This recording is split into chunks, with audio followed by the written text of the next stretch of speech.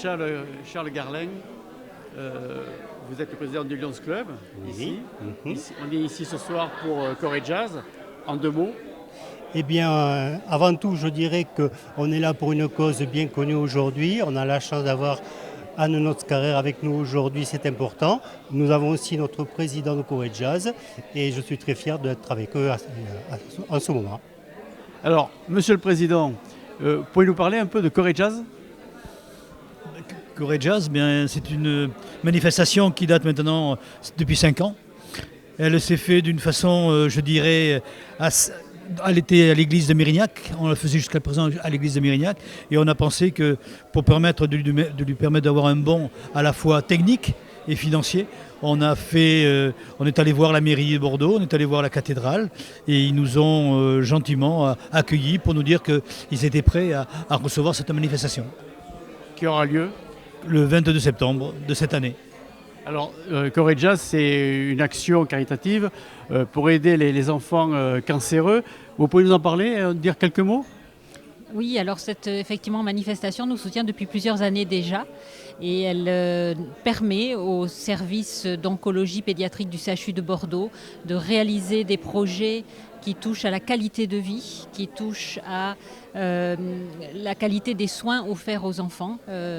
Et grâce à ce soutien, nous avons pu ou amorcer des projets qui ensuite ont été repris par d'autres sources de financement ou faire du complément année après année sur l'environnement humain et finalement tout ce qui permet une prise en charge optimale et globale de l'enfant et de sa famille. Alors, le Lions Club, avec Corée Jazz, vous a remis un chèque de 18 000 €. Vous allez en faire quoi ? Alors, celui-ci va nous permettre de finir le projet des 2 dernières années qui était de nous aider à concrétiser un lieu de recherche clinique de phase précoce, c'est-à-dire des essais cliniques qui sont destinés aux enfants dont malheureusement la maladie est réfractaire et nécessite d'essayer des traitements un peu nouveaux. Donc on termine ce projet-là. Et pour 2023, on a l'envie de repartir sur de l'humain pur et on va essayer de rénover une salle pour pouvoir faire des entretiens avec les enfants et les familles et compléter du temps de psychologue parce que les familles dont un enfant est atteint de cancer ont vraiment besoin d'un soutien. Merci, plein de succès. Merci beaucoup. Antoinette, vous êtes l'une des enseignantes de Bellorme. Alors, en quoi consiste votre activité par rapport à Corée Jazz ? Alors, d'abord d'accueillir M. Codognoto en première séance tous les ans pour qu'il fixe les objectifs pour les jeunes pour la création de la fiche et qui nous explique aussi son projet en avant-propos. Alors, vous n'êtes pas toute seule, vous avez une aide, on va dire, ou une collègue ? Une collègue. Une collègue ? Largement une... C'est plutôt Estelle d'ailleurs qui a mené cette promotion, donc Estelle a largement contribué à l'affiche. Alors, quelle est votre contribution ? Bien moi, je travaille comme Madame Babin-Chassard. Donc on reçoit Monsieur Codognoto, on va dire de façon mensuelle. Et en fait, on travaille sur toute la communication liée à Corée Jazz. Et nous, on est là pour guider les élèves, mais ce sont les élèves qui fournissent le travail de communication. Comment s'est passée cette création d'affiches ? Très bien. Comment vous avez fait ? Nous avons utilisé certains logiciels de création afin de chacun proposer une affiche différente par groupe de 3 au sein de notre classe. Alors, comment vous faites pour trouver les idées de l'affiche ?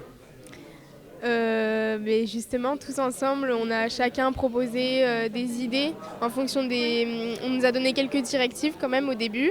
Le style, les noms des musiciens par exemple à mettre sur l'affiche.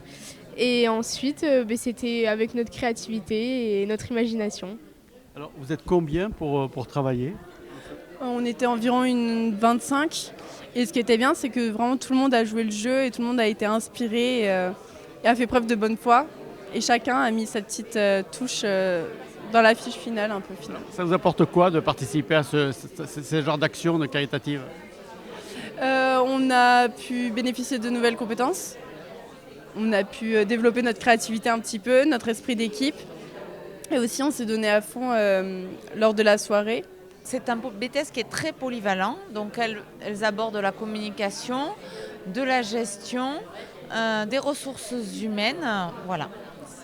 C'est pas uniquement une action de graphisme et de communication. Non, parce que justement, dans leur BTS, il y a toute une partie communication, effectivement.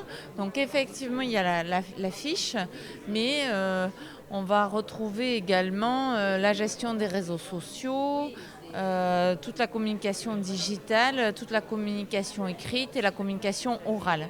Et donc finalement, Corée Jazz entre complètement dans ses compétences. Pour l'avenir, vous allez continuer à collaborer avec Corée Jazz?